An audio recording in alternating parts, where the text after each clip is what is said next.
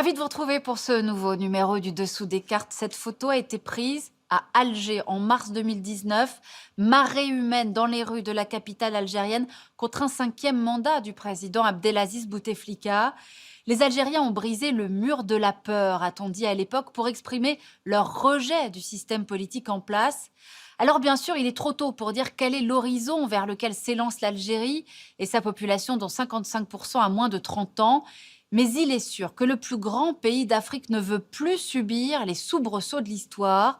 Colonisation française, guerre civile des années 90 contre les islamistes, pouvoir autoritaire et corrompu, détournement et sous-exploitation des richesses nombreuses qu'offre la géographie algérienne.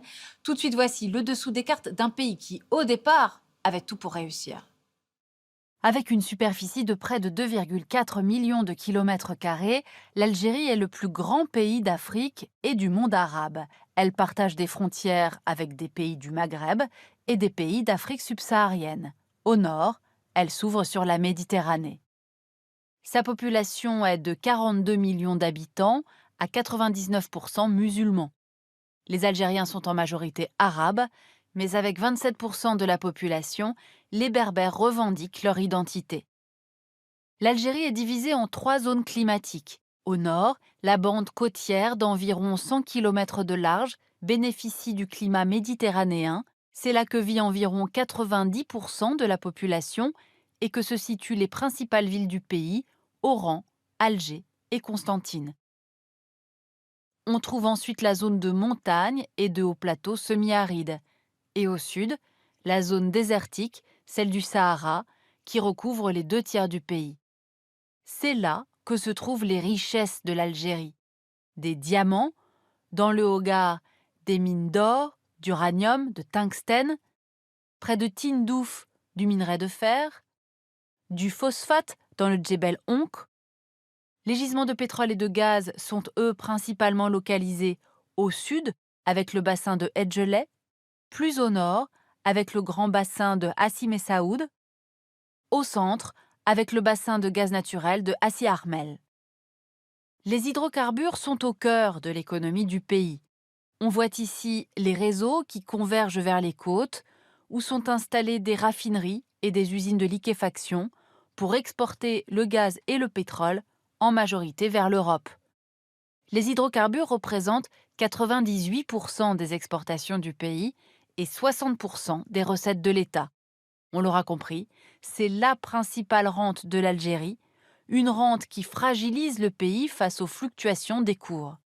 Et une rente limitée dans le temps, car le pays dispose de réserves réduites, 21 années de production de pétrole et 54 années de gaz.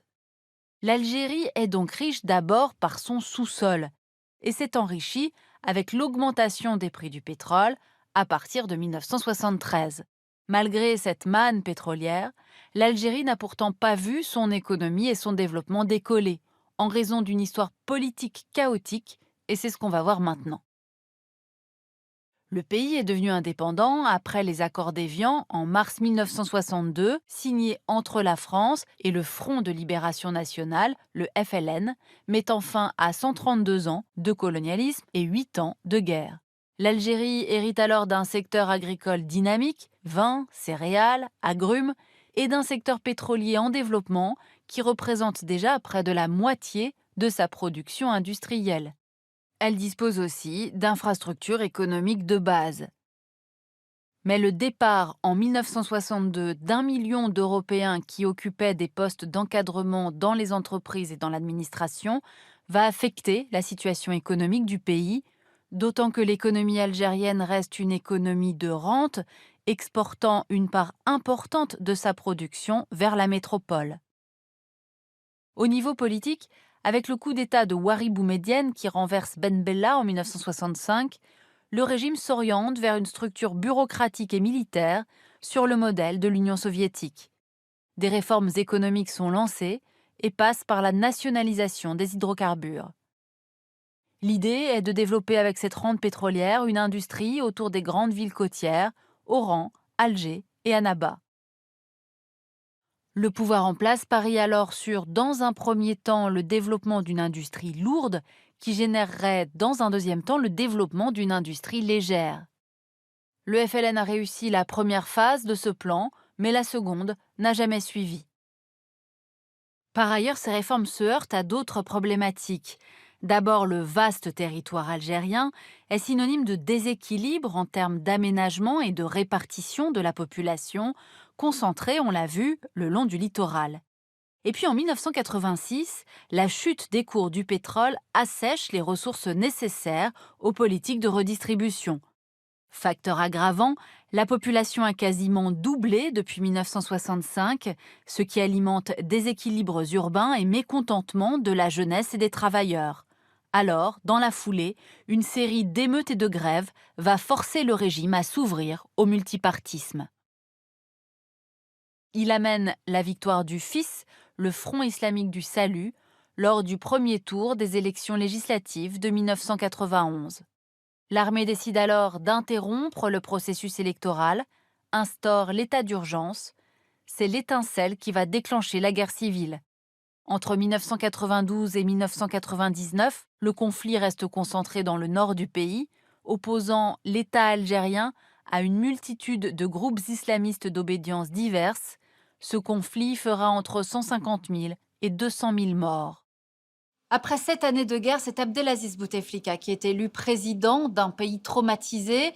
Il va mettre en place une politique de réconciliation nationale, amnistier les anciens belligérants de la décennie noire.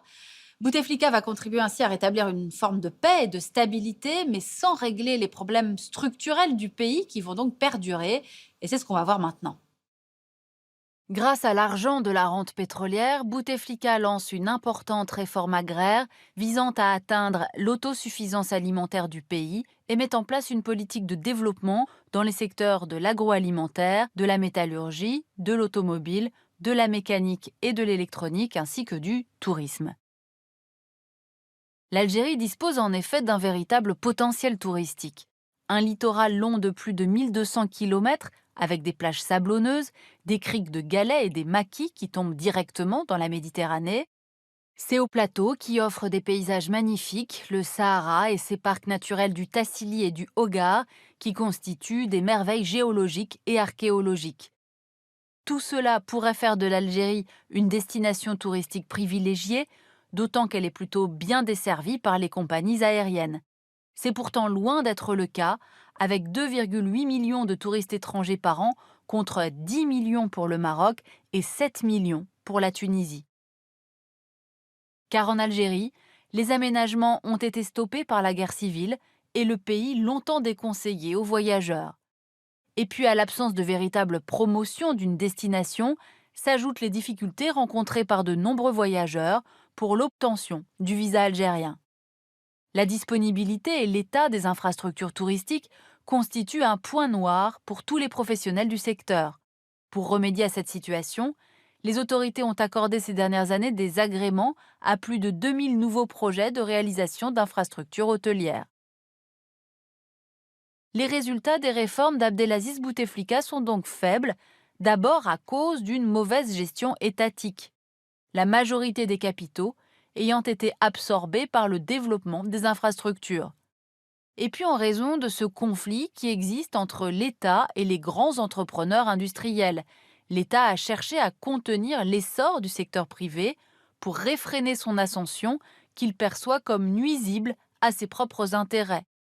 Sans oublier par ailleurs le problème de la corruption en Algérie, de l'évasion fiscale et de la distribution clientéliste de la rente pétrolière. Enfin, pour favoriser son intégration internationale, le gouvernement algérien a commis une erreur, baisser ses tarifs douaniers dans le cadre de son accord avec l'Union européenne, de son intégration à la grande zone arabe de libre-échange et en vue de son adhésion à l'OMC. Or, cette baisse des taxes douanières a eu pour conséquence de favoriser les importations massives et donc la désindustrialisation du pays, ce qui a fragilisé les secteurs économiques soumis à cette nouvelle concurrence étrangère.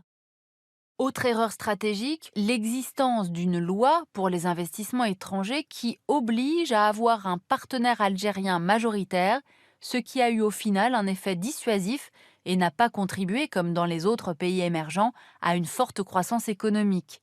Ainsi, sur la période 2000-2010, la croissance était en moyenne de 3% en Algérie, quand celle des pays émergents dépassait 5%, voire frôlait les 10% dans le cas de la Chine.